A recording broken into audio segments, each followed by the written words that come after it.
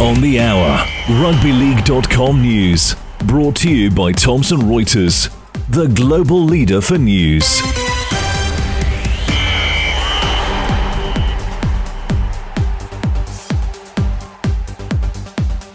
Coming up, Newcastle Knights move to get rid of coach Adam O'Brien, but it will cost them. Broncos captain Adam Reynolds brushes aside on-field incident, and a happy Bastille Day for the big kahuna at the Catalan Dragons. But first up, the NRL and the top brass at the Newcastle Knights have started to plan for life after Adam O'Brien, who's apparently set to finish up as coach at the end of the current season after 6 years in charge. That's according to the Sydney Morning Herald. The newspaper says, barring a late-season resurgence, the Knights are preparing to pay out O'Brien, who scored himself a 2-year contract extension through to the end of 2027 by finishing in the top 12 last season. Yes, the top 12. In other news, Broncos captain Adam Reynolds has brushed aside an on-field confrontation between teammates Reece Walsh and Katoni Staggs during Brisbane's 26-14 win over the Gold Coast. Fox League cameras caught Walsh and Staggs exchanging words just before half-time after Staggs dropped the ball.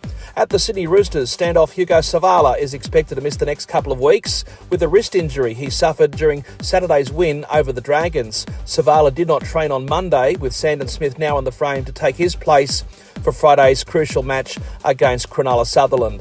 And at St George Illawarra, the fallout continues to that 15th anniversary reunion for the Dragons premiership winning team from 2010. Embarrassingly for the Red V, only a handful of players turned up.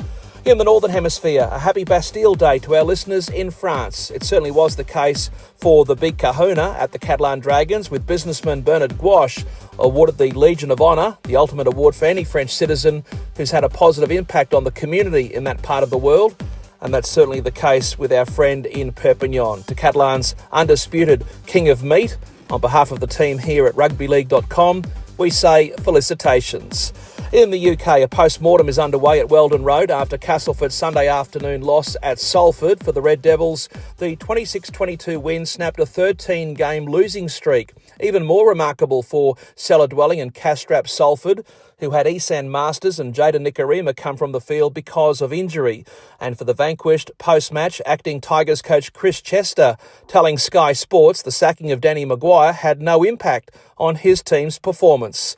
In the second tier, in the game that we had live and free on rugbyleague.com, York edged out the Bradford Bulls 16-14, that result elevating the Knights to top spot ahead of Toulouse.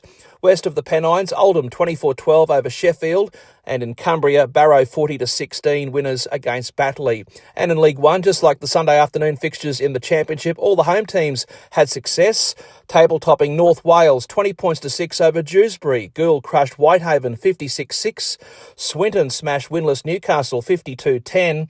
And Workington 29-12 over the Hurricanes. And finally, on the international stage, the touring French under-19s have celebrated Bastille Day with a trip to Sydney's iconic Bondi Beach on the eve of their second match down under against the West Tigers Cubs at Camden on the city's southwestern outskirts.